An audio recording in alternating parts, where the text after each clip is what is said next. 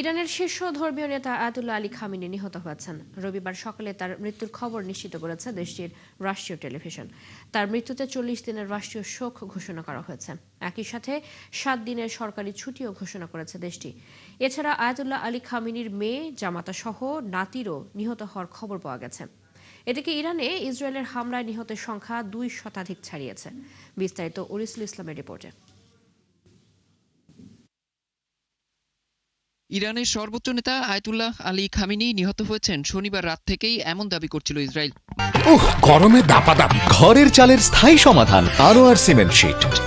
মার্কিন president Donald ট্রাম্পও একই তথ্য জানাচ্ছিলেন, তবে এই দাবি অস্বীকার করে আসছিল ইরান কর্তৃপক্ষ। কিন্তু রোববার সকালে দেশটির রাষ্ট্রীয় গণমাধ্যম Islamic Republic of Iran broadcasting IRIB নিশ্চিত করে যে তাদের সর্বোচ্চ নেতা মারা গেছেন।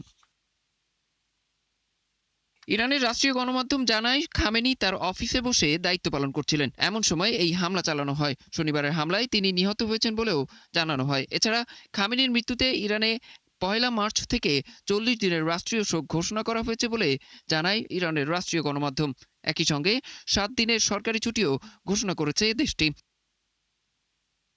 এছাড়া খামেনির শীর্ষ রাজনৈতিক উপদেষ্টা ও ইরানের প্রতিরক্ষা কাউন্সিলের সচিব আলী শামখানি নিহত হয়েছেন। পাশাপাশি আয়াতুল্লাহ আলী খামেনির মেয়ে, জামাতা ও নাতি নিহত হওয়ার খবরও পাওয়া গেছে। ইরানের প্রায় 40 জন উচ্চপদস্থ কর্মকর্তাও নিহত হয়েছে ইসরায়েল যুক্তরাষ্ট্রের যৌথ হামলায়। এ অবস্থায় ইরানে অন্তর্বর্তী দায়িত্ব পালনের জন্য দেশটির প্রেসিডেন্ট, বিচার বিভাগের প্রধান ও গার্ডিয়ান কাউন্সিলের একজন জুরিকে নিয়ে 3 সদস্য বিশিষ্ট একটি কাউন্সিল গঠন করা হয়েছে। তারাই এখন থেকে ইরান পরিচালনা করবেন।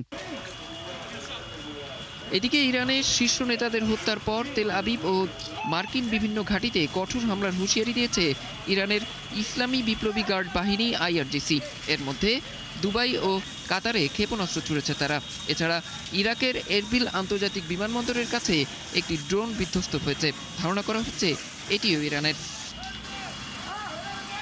অন্যদিকে ইরানের পশ্চিম ও মধ্যাঞ্চলে 30টির বেশি স্থানে নতুন করে বিমান হামলার দাবি করেছে ইসরায়েল। ক্ষেপণাস্ত্র অবকাঠামো ও আকাশ প্রতিরক্ষা ব্যবস্থাকে লক্ষ্য করে এই হামলা চালায় তারা। এদিকে ইরান এবং যুক্তরাষ্ট্র ইসরায়েলের মধ্যকার উত্তেজনার মধ্যে জরুরি বৈঠক করেছে জাতিসংঘের নিরাপত্তা পরিষদ। বৈঠকে জাতিসংঘের মহাসচিব অ্যান্তোনিও গুতেরেস সতর্ক করে দিয়ে বলেন, এই সামরিক পদক্ষেপ এমন এক ধারাবাহিক ঘটনার সূচনা করতে পারে যা শেষ পর্যন্ত কারো নিয়ন্ত্রণে থাকবে না। বিশ্বের সবচেয়ে অস্থিতিশীল অঞ্চলটিতে এই ঝুঁকি অত্যন্ত গুরুতর বলেও মন্তব্য করেন তিনি। অরিসুল ইসলাম, ৭১।